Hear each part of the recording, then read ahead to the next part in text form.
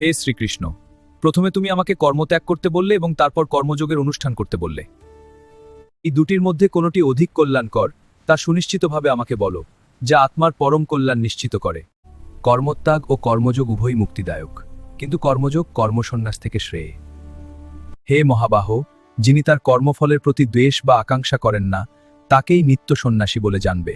এই প্রকার ব্যক্তি দ্বন্দ্বরহিত এবং পরম সুখে কর্মবন্ধন থেকে মুক্তি লাভ করেন। হ্যাঁ প্রভু, অল্পজ্ঞ ব্যক্তিরাই কেবল সাংখ্যযোগ ও কর্মযোগকে পৃথক পৃথক পদ্ধতি বলে প্রকাশ করে। পণ্ডিতেরা তা বলেন না। উভয়ের মধ্যে যে কোনো একটিকে সুষ্ঠুরূপে আচরণ করলে উভয়ের ফলই লাভ হয়। জানেন, সাংখ্যযোগের দ্বারা যে গতি লাভ হয়, কর্মযোগের দ্বারাও সেই গতি প্রাপ্ত হওয়া যায়। এবং তাই যিনি সাংখ্যযোগ ও কর্মযোগকে এক বলে জানেন, তিনিই যথার্থ তত্ত্বদ্রষ্টা। হে মহাবাহ, কর্মযোগ ব্যতীত কেবল কর্মত্যাগরূপ সন্ন্যাস দুঃখজনক, কিন্তু যোগযুক্ত মুনি অচিরেই ব্রহ্মকে লাভ করেন।